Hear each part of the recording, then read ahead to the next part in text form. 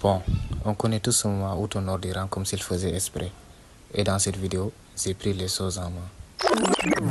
Et je vous montre comment le donner un bon coup de boost sans avoir besoin d'être un génie de la tech, avec seulement 3 méthodes. Restez jusqu'à la fin parce que la dernière est la plus intéressante.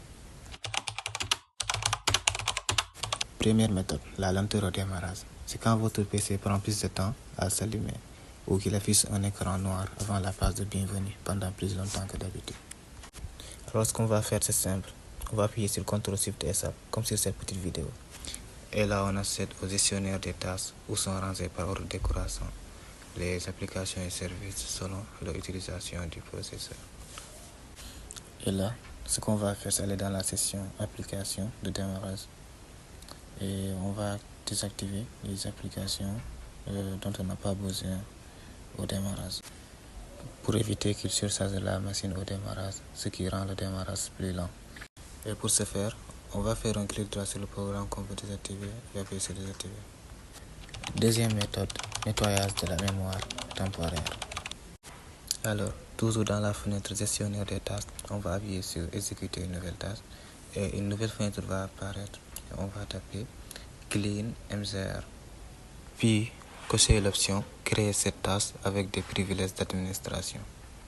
Et là, une nouvelle fenêtre s'ouvre au niveau de la barre des tâches depuis laquelle on peut visualiser le nettoyage de la mémoire temporaire. Là, l'ordinateur nous propose quelques fichiers à supprimer. On peut cocher sur ce qu'on veut, puis appuyer sur OK.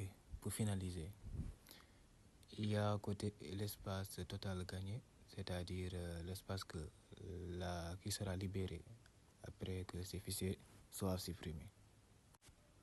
On appuie maintenant sur supprimer les fichiers et on attend que les fichiers soient supprimés.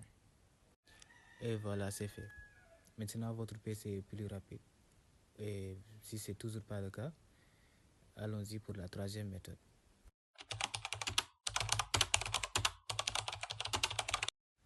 Pour la troisième méthode, allons dans les paramètres, puis dans Système.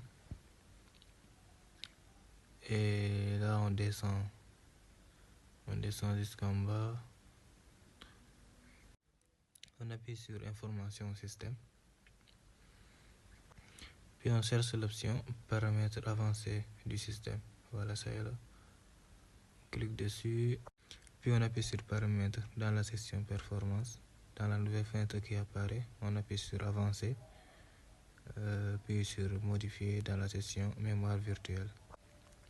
On coche maintenant l'option Taille personnalisée. Et là, on pourra modifier la taille de la mémoire virtuelle.